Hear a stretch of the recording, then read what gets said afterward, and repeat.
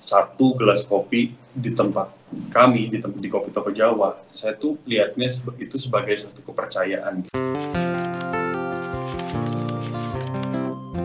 Nama saya Alvin Januardi, saya di Kopi Toko Jawa selaku pemilik. Jadi kita tuh ada 3 owner, jadi masing-masing punya bagiannya, dan saya kebetulan urus bagian produk. Jadi saya tuh background pendidikannya dulu kebetulan ambil hospitality gitu ya, jadi perhotelan dan ngebahas juga sedikit tentang F&B gitu, makanya mungkin dari situ ada ketertarikan untuk bisnis di dunia food and beverage. Jadi kita itu outlet pertama berdiri di akhir tahun 2017, waktu itu di Braga. Kebetulan tempatnya bekas toko buku Jawa, lumayan legendaris lah gitu. Akhirnya kita pikir, kayaknya namanya pertahanin aja deh Jawa, Kopi Toko Jawa. Alhamdulillah sampai sekarang berkembang sampai ada 7-8 outlet. Satu gelas kopi di tempat kami, di Kopi Toko Jawa, saya tuh lihatnya itu sebagai kepercayaan. Apalagi dengan banyaknya coffee shop baru gitu di Indonesia ya. Kopi Toko Jawa berdiri, kita tahu nih, kita mau jual es kopi susu lah, kita bisa bilang gitu. Cuman kita tuh nggak mau asal, karena kebetulan di Kopi Toko Jawa tuh semuanya suka ngopi gitu lah. Jadi kita pegang, kita mau jual es kopi susu, kita punya target market yang menengah gitu ya, harga juga yang affordable, tapi kita nggak mau kompromi di kualitas. Saya kayak kita boleh kayak kesannya kayak kedai kopi gitu ya, cuman kenapa nggak kita bikin level kopinya tuh kayak specialty gitu. Pesan yang mau kita keluarin tuh, kita mau jadi kedai kopi yang Indonesia banget lah gitu. Makanya kita bikin, kalau kita ada menu-menu baru, ya sebisa mungkin yang masih nyambung ke value kita secara brand.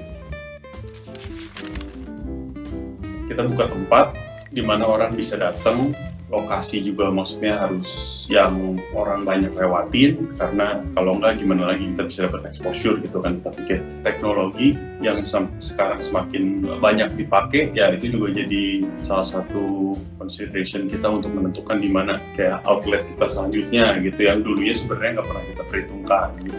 Mungkin bedanya Kopi Toko Jawa dengan toko kopi yang lain itu sampai sekarang itu kita belum terima tawaran franchise gitu ya. Yang saya takutkan kalau Kopi Toko Jawa akhirnya franchise dan benar-benar tersebar di mana-mana gitu, pemilihan lokasi yang nggak terkurasi dengan baik gitu ya. Nah, sebenarnya itu bisa jadi bumerang yang nggak bagus juga buat kita, karena value kita secara brand tuh jadi berkurang gitu. Kayak kita tuh maunya customer tahu Kopi Toko Jawa tuh dari mulut ke mulut gitu. Jadi setelah cukup banyak orang yang tahu, ya kita cuma maintain aja sih, maksudnya kayak kita tuh harus bikin customer tetap aware sama brand kita, yaitu kita pakai lewat sosial media. Nah, orang kan pasti bertanya-tanya, kenapa sih namanya Toko Jawa gitu kan. Makanya kita pingin ada benang merah yang harus kita pertahankan gitu dari brand gitu. Dan jadi dari menu, dari interior juga, kalau misalkan ada yang pernah ke sana, kita kan pakai kayak kain-kain Sumba dan segala macam. Nah, makanya pemilihan tenan yang ada di toko juga ya kita usahakan lokal deh. Yang paling menyenangkan sih kalau lihat kayak customer tuh puas gitu ya sama produk kita, sama pelayanan kita, dan apalagi kalau mereka bisa jadi langganan gitu. Kalau nggak ada pelanggan baru, kita mengadakan pelanggan loyal juga, kita nggak berkembang.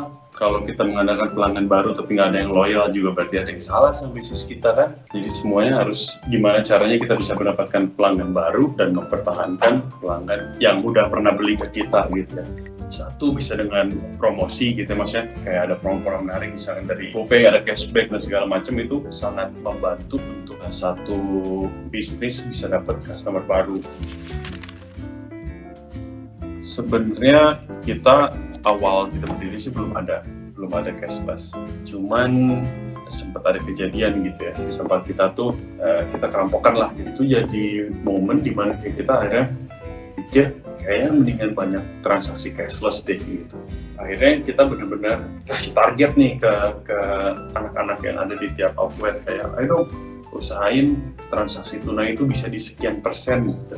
Nanti kalau misalkan berhasil ada reward. Nah, akhirnya kita pikir oke juga nih, daripada ribet gitu kan, kayak kalau misalkan transaksinya tunai kan kita harus diain kembalian nomor 1. Terus ya itu setelah habis tutup toko tuh uang harus di story. Nah kayak gitu kan ada resiko-resiko gitu ya mas. Kalau store kalau ngantri bank gitu kan langsung uangnya masuk gitu. Sistemnya juga ngeceknya juga kan gampang gitu dari harian, maksudnya kayak ketahuan oh transaksinya segini, masuk ke segini gitu. Jadi itu cukup memudahkan sih. Sekarang saya bisa non tunai itu udah mungkin 85 sampai 90% gitu. 10% sampai 15% itu masih tunai. Dengan adanya GoPay, dengan adanya pembayaran digital itu sangat memudahkan gitu, karena kayak ya tinggal scan gitu kan, tinggal pakai QR dan segala macam beres gitu. Harus punya strategi lain gimana caranya supaya saya dapat customer baru itu. Nah cuman dengan adanya GoPay dan dengan adanya promo-promo yang ditawarkan itu jadi gampang gitu, memudahkan buat saya.